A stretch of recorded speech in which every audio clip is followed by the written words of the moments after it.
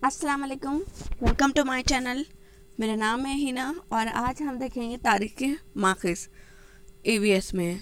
ठीक है, तो तारीख के जो है माखिज़ है वो 3 तरह के हैं: मादी माखिज़, तहरीरी माखिज़ और ज़बानी माखिज़। ठीक है, जो चीज़ें हमारे आबा अजदाद ने इस्तेमाल किए हुए हैं, ठीक है, चाहे वो उनकी कंदा की हुई मुख्तलिफ़ तहरीरें हो या फिर उनके जो भी पुराने रस्म व रिवाज, रिवायात, अवामी फ़न या अवामी अदब, तारीख़ी दस्तावेज़ात जो भी है उनका पुराना, तो उनकी वजह से जो खुदाई के दौरान मिली हमें या ढूंढने के दौरान मिली, ठीक है, तो वो जो मिली है तो वो तारीख़ी माखिज़ कहलाते हैं। ठीक है, तो तारीख़ी माखिज़ मैं बता चुकी हूँ कि 3 तरह के होते हैं: मादी माखिज़, तहरीरी माखिज़ और ज़बानी माखिज़। अब मादी माखिज़ क्या होती है? ठीक है, तो रोज़मर्रा की ज़िंदगी में इंसान मुख्तलिफ़ किस्म की चीज़ें इस्तेमाल करते हैं। पहले के इंसानों की इस्तेमाल की हुई अशिया की हम अहम मालूमात फ़राहम कर सकते हैं। ठीक है, तो जो भी अनाज है, फलों के बीज है, जानवरों की हड्डियाँ हैं, ठीक है, पुरानी इमारतें हैं, तो ये सब इसके अलावा सिक्के और जो मोहरे हैं, तो ये देखिए यहाँ पर है किले, गार, स्तूप वगैरह को मादी माखिज़ कहते हैं। ठीक है, इनके अलावा क्या है? अनाज है, फलों के बीज है, जानवरों की हड्डियों की से जो ग़िज़ाओं की मालूमात हासिल होती है, और मुख्तलिफ़ ज़बानों में इंसानों की तामीर किए हुए मकानात और इमारतों के बाक़ियात मिलते हैं। इसके अलावा सिक्के और मोहरें भी मिलती है। तो इन तमाम चीज़ों की मदद से हमें क्या पता चलता है? इंसानी तर्ज़ अमल की मालूमात हासिल होती है। और ये जो तमाम अशिया है तो उसको क्या कहते हैं? उसको मादी माखिज़ कहते हैं तारीख के। तो ये देखिए, ये है सिक्के, पुराने सिक्के, ये ज़ेवरात है, ये मिट्टी के बर्तन हैं टूटे हुए, और ये मिट्टी के साबुत बर्तन हैं। ठीक है, तो ये हमें सब खुदाई के दौरान मिले हैं, दस्तयाब हुए हैं, और उनसे हमें उस ज़माने के बारे में पता चलता है कि उस ज़माने के लोग कैसे थे, कैसी ज़िंदगी बसर करते थे, उन लोगों की मेंटलिटी कैसी थी, कैसा पहनावा था, कैसा ओढ़ावा था। ये सब हमें इन चीज़ों के ज़रिए मालूम पड़ता है।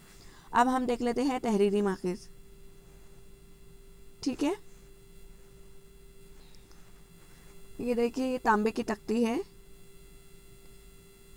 ये पत्थर की सिलबत्ता है, ठीक है, सिल कुतबा है, सॉरी।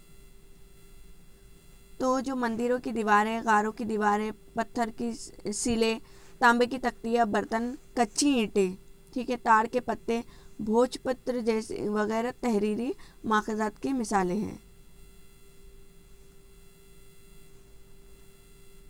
तो इब्तिदाई ज़माने में शिकस्ता बर्तनों के टुकड़े, कच्ची ईंटें, दरख्त की छाल, भोजपत्र जैसी अशिया को क्या किया जाता था?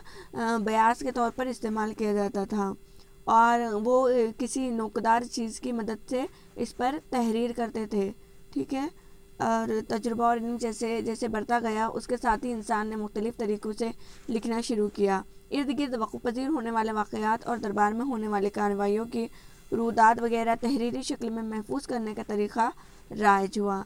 कई हुक्मरानों ने अपने फरमान, मुक़द्दमों के फ़ैसले,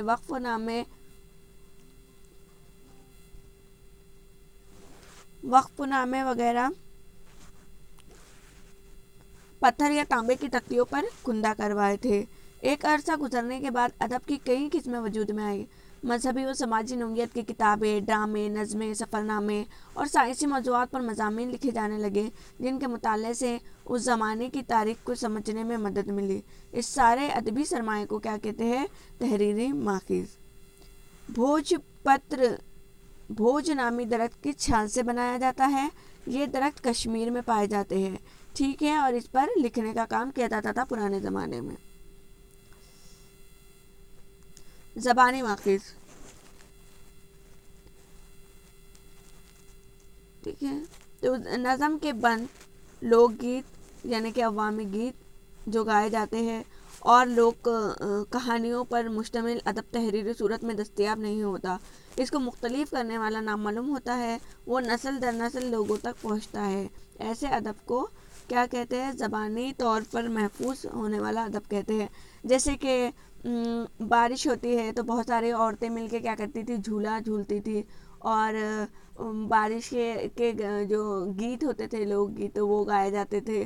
اس طرح سے کٹائی کے دوران بھی ہوتا تھا. اس طرح سے الگ الگ قبیلے میں الگ الگ چیزیں ہوا کرتی تھی. تو ان تمام کو کیا کہتے ہیں، ان تمام کو ہم زبانی ماخذ کہتے ہیں. تم شہنشاہ ہم آپ کے داس، رہے کرم شاہ کا ٹوٹ نہ جائے آس.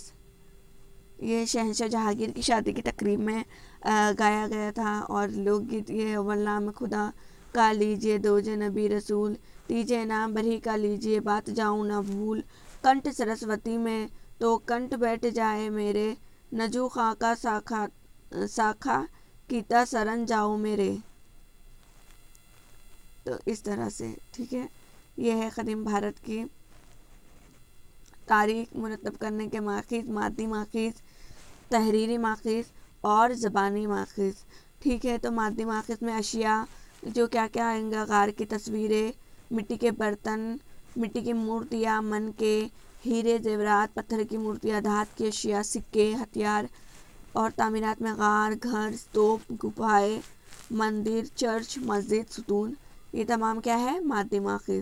اور تحریری ماخذ، ہڑپا رسم الخط میں تحریریں، ویدک ادب کی میسوپوٹیمیا میں اینٹوں پر کی تحریریں، مہابھارت اور رامائن کے قلمی نسخے، جین بدھ ادب، یونانی تاریخ نویسوں اور سیاحوں کی تحریریں، چینی سیاحوں کے سفر نامے، صرف و نحو اور قواعد کی کتابیں، مذہبی کتابیں اور کندہ تحریریں. مطلب جتنی بھی تحریریں اس زمانے کی ملی ہے وہ تمام کیا کہلاتی ہے، تحریری ماخذ.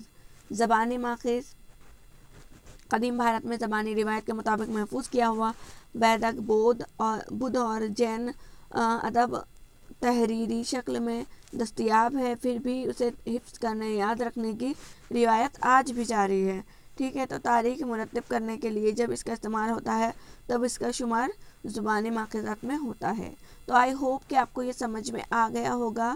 ٹھیک ہے. آپ مادی ماخذ، تحریری ماخذ، زبانی ماخذ، تو یہ اس میں مادی ماخذ میں کیا کیا آتا ہے تو آپ یاد رکھیے گا. ٹھیک ہے. آئی ہوپ کہ آپ کو سمجھ میں آیا ہو، اور اچھا لگا ہو تو لائک کر دینا. ٹھیک ہے. اور پہلی بار دیکھ رہے ہیں تو چینل کو سبسکرائب کر دینا. آگے بھی اور ہم اسی طرح سے معلومات حاصل کریں گے. Thank for watching this video. اللہ حافظ.